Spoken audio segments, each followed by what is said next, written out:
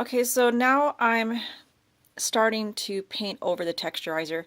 Keep in mind that the textured areas are going to feel kind of soft and spongy, and that doesn't mean they're not dry. It's just a weird, the texturizer itself is just this weird stuff. So it just feels a little weird, but it's dry. I use water, and you're going to just want to paint this really, really thin, and I'm just using a little bit of like black metallic here. And I use a paper towel to kind of just dab off some of the wetness. And then I'm just going on, I don't know if you can really see, but this part is painted, this part here isn't. And what it helps to do is it helps to show more peaks and valleys. The texturizer will really soak this stuff up. It won't look as dark as you originally started.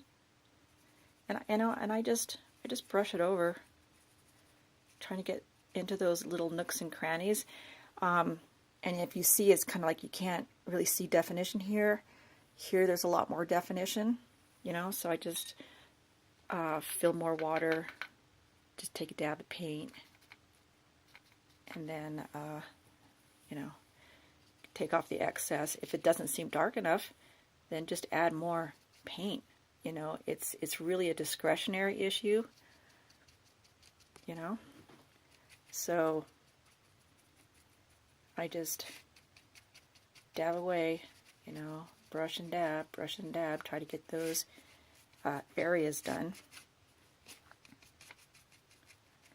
And then what I'm going to do, and I'll finish that piece later, I just didn't want to bore you with everything. This area here is already treated. I'm going to start adding a little bit of the metallic blue to it. Again, this is strictly taste-wise. I don't want to put a ton of blue in here, and it just water it down. If you're not happy with if it seems too dark, but it's going to give it just a little bit more color, a little bit more definition. So I'm going to finish these up, and I'll show you what they look like after the fact. Okay, I've finished painting over the silver paint with the blues and the blacks, and I even added a little bit of silver here. I apologize for the lighting. I don't believe you have to use the most expensive paints around to achieve what you need. You can use these folk art paints, or apple barrel, or whatever you could find in the craft stores. I like these metallic paints. It gave it a little bit more sheen, although not much. Like I said, the texturizer is absorbing quite a bit. So this is what it looks like after I've completed those two steps.